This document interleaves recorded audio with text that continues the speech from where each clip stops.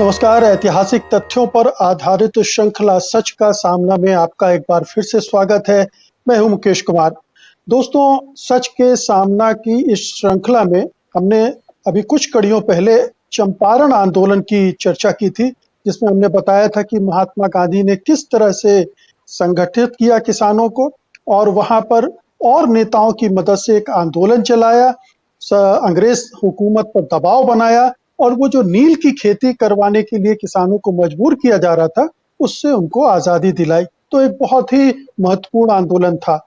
इसी तरह का एक और महत्वपूर्ण आंदोलन गुजरात में हुआ था, बारदोली में, जिसकी चर्चा हमेशा की जाती है। इस आंदोलन का नेतृत्व सरदार वल्लभ भाई पटेल ने किया था और इस आंदोलन को की वजह से ही दरअसल वल्लभ भाई पटेल सरदार वल्लभ भाई पटेल बने थे। सरदार की उपाधि उन्हें यहाँ मिली थी और इस आंदोलन की सफलता के बाद ही सरदार पटेल राष्ट्रीय स्तर पर एक बड़े नेता के तौर पर स्थापित हुए थे। तो क्या है ये बरदौली का सत्याग्रह या बरदौली का किसान आंदोलन और कैसे ये लड़ा गया? आज हम इसकी कहानी आपको सुनाना चाहते हैं, ताकि मौजूदा जो किसान आंदोलन चल रहा है उसको भी आप इससे जोड़कर देख सकें। और इस पूरी बरदौली आंदोलन या बरदौली सत्याग्रह पर बातचीत करने के लिए हमारे साथ हैं जाने माने सामाजिक कार्यकर्ता और इतिहास के जानकार प्रोफेसर राम पुनियानी। प्रोफेसर पुनियानी, कार्यक्रम में आपका स्वागत है। धन्यवाद। प्रोफेसर पुनियानी, मैं सबसे पहले चाहता हूं कि आप हमारे दर्शकों को ये बताएं कि इस आंदोलन की अहमियत क्या है। एक तो किसान आंदोलन के उसके संबंध में और दूसरा आजादी की लड़ाई में इसकी क्या भूमिका रही। जी देखिए, जैसे आपने उल्लेख किया चंपारण का, तो एक चंपारण ने अपने आप में एक बहुत मील का पत्थर साबित हुआ। अब इधर गुजरात में किसानों की बहुत समस्याएं थी और पहली बात बारडोली के पहले खेड़ा में 1918 में वहाँ अकाल पड़ा, प्लेग और दूसरी बीमारियां फैली और उसके कारण किसान बहुत परेशानी में थे। इसी के साथ वहाँ सरकार ने 23% टैक्स बढ़ा दिया था।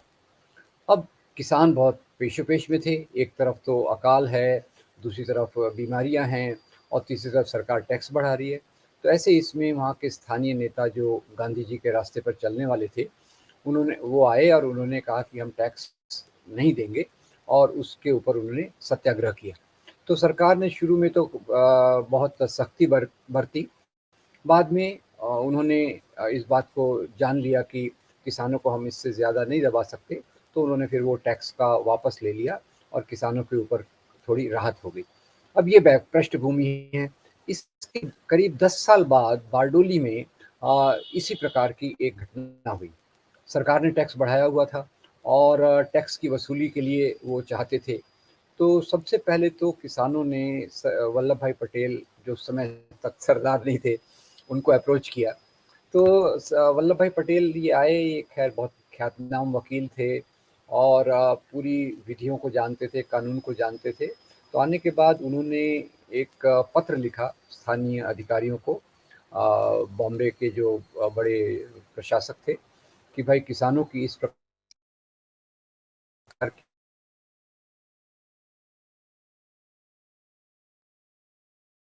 की हालत है और इसमें आपने टैक्स को माफ़ करना चाहिए। सरकार अपने रास्ते पे अड़ी रही, उसने इस पत्र को नज़रअंदाज कर दिया। तो सरदार पटेल ने इधर अपने अनुयायियों को कहा कि हम टैक्स नहीं भरेंगे, हम आंदोलन करेंगे और हम टिके रहेंगे। तो इस बीच लोगों के पास जो पैसा था, उन्होंने वो गुजरात सभा को दे दिया, पर सरकार को टैक्स नहीं दिया। सरकार ने आके क्या किया कि सरकार के अधिकारियों ने इनकी ज़मीन जब्त की और जो वहाँ के ग्राम के मुखिया थे, उनको उनके पदों से बर्खास्त कर दिया। मतलब कि सब लोग इसमें यूनाइटेड थे, ये लोग टिके रहे, आपस में एक दूसरे की मदद करते रहे और एक तरफ से प्रोपेगेंडा हुआ कि यहाँ के लोगों को गांधी फीवर हो गया है। अब ये एक बड़ा मज़ेदार मुझे वाकया मिला कि गांधी फीवर मतलब डरना नहीं है और उत्साह से अपने अधिकारों के लिए काम करना है। तो सरदार पटेल ने कहा, निश्चित रूप से हमें गांधी फीवर हुआ है और हम इसी रास्ते पर चलेंगे। तो लोग डटे रहे तो सरकार ने बीच में ये भी कोशिश की कि जो संपत्तियों को जब्त किया गया है, उसकी नीलामी कर दें। पर अब इन्होंने एक अपना नेटवर्क बनाया और नेटवर्क में जहाँ नीलामी करने आते थे, उसके पहले गाँव के गाँव खाली कर देते थे। कोई बम्बई से आके कई लोगों को लालच हुआ कि हम आके यहाँ ज़मीन खरीद लेंगे सस्ते में, तो लोगों ने पूरा उसका विरोध किया और किसी चीज़ कोई भी चीज़ की नीलामी नहीं होने दी। अब ये आंदोलन चला और वल्लभ भाई पटेल किसानों के साथ खड़े रहे, साथ में स्त्रियाँ भी सामने आई। वो एक आध्यात्मिक तरीके से इसको उन्होंने रंग दिया और स्त्रियों ने इसमें बहुत जोश भर दिया। तीसरी बात जो थी, जी, गांधी की हमेशा की बात थी। गांधी ने इसका निर्देशन करते हुए कहा कि आप इसको चलाइए, मैं मार्गदर्शन करता हूँ। गांधी ने कहा कि हमारी जो दूसरी बुराइयाँ हैं, क्योंकि वहाँ उस समय जो दलित और आदिवासी थे, दलित और आदिवासियों की उपेक्षा की जा रही थी। तो गांधी जी ने ये भी शर्त रखी कि दलित और आदिवासियों को साथ में लेना है। दूसरी शर्त रखी कि हमें साफ सफाई से रहना है और जो उनका एक मुख्य चीज़ थी, क्योंकि ये आज हम शायद उतना महसूस नहीं कर सकते, पर उस समय स्वच्छता का बहुत अभाव था। तो गांधी जी इसके बारे में भी चिंतित थे कि स्वच्छता भी लानी चाहिए। तो गांधी जी ने ये दो इसके आधार पे मार्गदर्शन किया और सरदार पटेल इस पे डटे रहे। मुख्य रूप से जी, सरदार पटेल के नेतृत्व के कारण लोगों में एकता आई और उनमें जो साहस आया, वो बिना डरे उनकी ज़मीन जी। सरकार जब्त कर रही है, बाकी चीज़ें जब्त कर रही है, प्रोफेसर उन्होंने पुनियानी, लड़ाई ये मैं जो की। ब्यौरे पढ़ रहा था, उसमें ये था कि सरदार पटेल के पास जब किसानों के नेता आए कि आप हमारी मदद कीजिए, तो उन्होंने ऐसी कड़ी शर्तें रखी कि कुछ भी हो जाए पीछे नहीं हटोगे, टैक्स नहीं दोगे, यानी कि आपकी जो ज़मीन जायदाद की कुर्की हो जाएगी, आपको जेल हो सकती है, आप जी, जिस हालत में आज हो उससे और भी बुरी हालत हो सकती है। अगर इस जी, सब के लिए तैयार हो तो फिर मैं इस आंदोलन का नेतृत्व करने के लिए तैयार हूँ। और जब किसानों ने हामी भर दी, तब उन्होंने किसान इस आंदोलन की बागडोर संभाली, चिट्ठी वगैरह लिखी जो कि स्वीकार नहीं की गई, और फिर उसके बाद ये पूरी रणनीति बनी गई, कई क्षेत्र में बांटा गया। और ये भी पढ़ने में आया कि जो उनकी कीमती वस्तुएं थीं किसानों की, उन्होंने अपने रिश्तेदारों के यहाँ जमा कर दी थी, ताकि जी, कुर्की वगैरह हो तो वो सुरक्षित रहे और जी, पूरे गुजरात से उनको खाने-पीने की मदद मिलती रहे, इसका इंतज़ाम भी किया था। जैसा हम अभी इस आंदोलन में देख रहे हैं कि लंगर लग रहे हैं जगह-जगह, इतने सारे हुँ, किसानों के खाने-पीने का इंतज़ाम हो रहा है, ताकि वो किसान जिनके जो समस्या से जूझ रहे हैं, उन वो भूखे न मरे। तो जी। वहाँ भी इस तरह की व्यवस्था की गई। देखिए, ये आपने बहुत अच्छे से बताया, क्योंकि कोई भी आंदोलन सफल तभी होता है जब एक लोगों के बीच में एकता आती है और लोग कुछ सिद्धांतों पे चलते हैं। तो आपने ये बिल्कुल सही कहा कि सरदार पटेल ने ये शर्तें रखी और गांधी ने अलग शर्तें रखी। गांधी ने जो शर्तें रखी, उसमें ये था कि दलित और आदिवासी, जिनको निचली निगाह से देखा जाता था, उनके ऊपर आप उस प्रकार से व्यवहार नहीं करेंगे, उनकी समस्याओं को भी सामने लेकर आएँगे और स्वच्छता रखेंगे। यानी ये जो प्रक्रिया थी, ये पूर्ण प्रक्रिया थी। ये पूर्ण प्रक्रिया में जहाँ उन्होंने अपने मज़बूती से अपनी ज़मीनों उनकी ज़मीनों को ज़ब्त किया गया और लोगों को बर्खास्त किया गया ग्राम सभा वगैरह से, तो वो बिना डरे खड़े रहे और इसी को सरदार पटेल कहते हैं कि गांधी फ़ीवर। गांधी फ़ीवर यानी हम डरेंगे नहीं, मज़बूती से अपने इरादों पर टिके रहेंगे और सरकार के सामने हम किसी प्रकार से इस प्रकार की दया याचना नहीं करेंगे, हम अपनी इन बातों पर डटे रहेंगे। तो खैर, जैसा आपने बहुत महत्वपूर्ण बात बताई कि उनको आपस में जो दूसरे लोगों से मदद मिली, इसके कारण आंदोलन चलता रहा और उस आंदोलन के चलने के लिए सरदार पटेल ने नियमित रूप से जो स्थानीय नेता थे, क्योंकि इसी के साथ-साथ गांधी के ऊपर आने के साथ-साथ स्थानीय नेता भी काफ़ी विकसित हो रहे थे। क्यों ये एक देख रहे थे इतना बड़ा नेतृत्व ऊपर आ रहा है, तो उनके सिद्धांतों पर चलने वाले कई नेता वो सरदार पटेल के साथ आकर फिर मजबूती से जुट गए और अंत में सरकार को हार माननी पड़ी। सरकार को वो टैक्स वापस लेना पड़ा और जो ज़मीन उन्होंने ज़ब्त की, वो ज़मीन वापस देनी पड़ी और उसी माहौल में महात्मा गांधी ने कहा कि वल्लभ भाई जो हैं, ये तो सरदार हैं और वहाँ से सरदार वल्लभ भाई पटेल ये उनके साथ जुड़ गया और गांधी जी। भी बहुत प्रभावित हुए वल्लभ भाई पटेल की योग्यता से कि उन्होंने जितना मजबूती से ये आंदोलन चलाया वो अपने आप में एक बहुत बड़ा एग्जाम्पल था। और दूसरा इसमें जो खास बात है कि इसमें महिलाओं का बहुत साथ था, जैसे अभी आप जी, दिल्ली में देख रहे हैं। यही मैं कहना चाहता था कि ये जो सरदार का खिताब है, वो महिलाओं ने दिया था वहाँ की। राइट, ये कहीं ज़िक्र में पढ़ रहा था कि ये जी, खिताब भी महिलाओं के द्वारा दिया गया था जब इस आंदोलन में अंग्रेज सरकार को पीछे हटना पड़ा, तो वल्लभ भाई पटेल को सरदार का खिताब दिया गया और सरदार वल्लभ भाई पटेल हो गए वो। जी। और वही गांधी ने उसी को पिकअप किया क्योंकि इनकी जी, योग्यता के हिसाब से लोगों ने देखा और गांधी ने उसी बात को दोहराया, जबकि बात फिर पूरी तौर से लोकप्रिय हो गई। और तीसरा, जैसा आपने पहले बताया, पूरे देश में वल्लभ भाई पटेल की एक साख पैठ पैठ बन गई और इसी के 2 साल बाद उनको भारतीय राष्ट्रीय कांग्रेस का जो अधिवेशन था 1931 का, उसका अध्यक्ष बनाया गया। और जब अध्यक्ष बनाया गया तो सरदार वल्लभ भाई पटेल ने अपने भाषण में कहा कि ये मुझे जो आप अध्यक्ष बना रहे हैं, ये इस बात का प्रमाण है कि किसान हमारे समाज में, हमारे देश में कितना महत्वपूर्ण है। उन्होंने बहुत सारी बातें कही, एक तो किसानों का महत्व, दूसरा किसानों पर अत्याचार नहीं होना चाहिए, तीसरा उन्होंने इसमें गुजरात का भी कहा कि जो आप मुझे ये मेरा सत्कार कर रहे हैं, मुझे जो आप मान्यता दे रहे हैं, ये पूरे गुजरात के किसानों की मान्यता है। और उस आधार पे पूरे देश में सरदार पटेल का जो एक महत्वपूर्ण रोल बाद में आज़ादी के आंदोलन में रहा, इसकी शुरुआत यहाँ से होती है। तो ये खेड़ा जी, और उसके बाद बारडोली, ये दोनों आंदोलनों ने बता दिया किसानों की एकता में कितनी शक्ति होती है और सरकार का जो जुल्म है, टैक्स लगाना या उनकी बातों को नहीं मानना, उसका एक ही उपाय है कि वो आंदोलन करें। और जो आज के किसान उतनी मजबूती से बता रहे हैं और इसमें बहुत सारी चीज़ें साम्य मिलती हैं, बहुत समानता की मिलती हैं कि वो बारडोली के किसान भी पीछे तब तक नहीं हटे जब तक उनकी मांगें पूरी नहीं हुई। स्त्रियों का साथ था और समाज के बाकी तबकों का उनको जो समर्थन था, उसके कारण ये अपने आप में एक बहुत महत्वपूर्ण आंदोलन। और दूसरी तीसरी बात मैं ऐड कर दूं कि 1920 के दशक में भारत में बहुत सारे किसान आंदोलन हुए। ये वो वक्त था जब एक तरफ आज़ादी का आंदोलन पिकअप कर रहा था और दूसरी तरफ अंग्रेज सरकार अपनी दमनकारी नीतियों को बढ़ा रही थी और उसके चलते जगह जगह किसान आंदोलन हुए।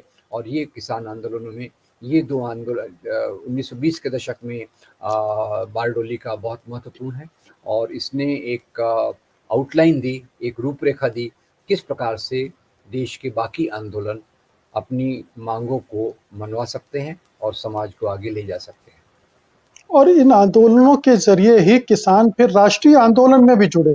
जो जी, आज़ादी का आंदोलन चल रहा था, किसानों जी, की चेतना विकसित हुई कि सरदार पटेल, गांधी जी, पंडित जवाहरलाल नेहरू, ये सब किसानों के आंदोलन में शामिल हो रहे थे, उनका जी, नेतृत्व कर रहे थे, तो एक पुल बन गया राष्ट्रीय आंदोलन और किसान आंदोलन के बीच में। और इससे राष्ट्रीय आंदोलन को एक बल मिला, एक ताकत मिली, जिसकी वजह से अंग्रेजों के खिलाफ जो लड़ाई थी वो और भी मुखर हो सकी और प्रखर हो सकी। यहाँ दो चीजें मैं, हालांकि ऑब्वियस सी हैं, लेकिन फिर भी अंडरलाइन करना चाहता हूँ कि ये पूरा आंदोलन अहिंसक था और अवज्ञा आंदोलन थी इसमें, कि हम सरकार की बात को नहीं मानेंगे, सरकार के जी, आदेशों को नहीं मानेंगे, और नहीं माना गया। तो ये दो चीजें अगर लेकर अड़ जाएं, आने वाले समय में जो किसान आंदोलन भारत में चल रहा है, शायद उसको भी इस दिशा में आना पड़ेगा कि हम कोई जी, टैक्स की भर्ती नहीं करेंगे, हम सरकार जी, के किसी आदेश को न मानेंगे जब तक कि ये कानून वापस नहीं लिए जाते हैं। और विडंबना देखिए कि जो लोग सरदार पटेल की पूजा करने की बात करते हैं, इतनी लंबी मूर्ति लगाने की बात करते हैं, वही सरदार पटेल के आदर्शों के खिलाफ किसानों का दमन और उन पर अत्याचार कर रहे हैं। तो ये तो बात है, लेकिन ये एक चीज इसमें अखरने वाली बात ये थी, जिसका भी जिक्र किया जाना चाहिए, कि आंदोलन तो इस मांग के साथ खत्म हो गया, उसके आगे का एजेंडा इस आंदोलन के पास नहीं था, या सरदार पटेल के पास नहीं था। केवल जो टैक्स में बढ़ोतरी हुई थी वो उसकी वापसी के साथ खत्म हो गया। तो किसानों का एजेंडा जो है वो बहुत आगे नहीं जी, जा पाया, ये एक दुर्भाग्यपूर्ण बात थी। पर जी, जैसे आपने बताया कि पूरे राष्ट्रीय परिप्रेक्ष्य में इसने एक केंद्रीय भाग निभाया। जैसे शहर के लोग भी थे और भारत में उस समय तो ग्रामीण और भी ज़्यादा थे, किसान और भी ज़्यादा थे। तो उनके इस प्रकार के योगदान से राष्ट्रीय आंदोलन मजबूत हो गया। और एक मुद्दा जो उसमें और ऐड कर सकते हैं कि इसी आंदोलन के माध्यम से महात्मा गांधी ने जो उनका एक केंद्रीय एजेंडा था, हिंदू मुस्लिम एकता, उन्होंने इसमें हिंदू मुस्लिम एकता का भी तत्व लाया और जो हमारे आंदोलन के को ज़्यादा मजबूत करने के, राष्ट्रीय आंदोलन को मजबूत करने के लिए आगे तक चला। यहाँ तीसरा देखिए कि सरदार पटेल का जो नेतृत्व था, और नेतृत्व में जैसे आपने ये कहा कि जवाहरलाल नेहरू हो, वल्लभ भाई पटेल हो, महात्मा गांधी, सब इस किसानों के अनुभव से, किसानों के नेतृत्व करके राष्ट्रीय नेता के रूप में उभरे। और वो यहाँ सरदार वल्लभ भाई पटेल के बारे में ये बात पूरी तौर से लागू होती है। और ये विडंबना आपने अच्छी इसका पॉइंट आउट किया कि एक तरफ तो उसी एरिया में सरदार भाई पटेल की इतनी बड़ी मूर्ति लगाई गई है, और आज देश में जिन लोगों के लिए सरदार पटेल खड़े थे, उनके उन लोगों की मांगों को पूरी तौर से दरकिनार करके ऐसी नीतियां लाने की कोशिश कर रहे हैं जिससे उनकी परिस्थिति पहले से खराब हो। तो हम इससे काफ़ी सीख ले सकते हैं, बारडोली के आंदोलन से, खेड़ा के आंदोलन से। और एक मोटे तौर पे जब औद्योगिक विकास होता है, तो औद्योगिक विकास के साथ साथ आज जो परिस्थिति ये भी है कि किसानों की परिस्थिति बिगड़ना नहीं चाहिए।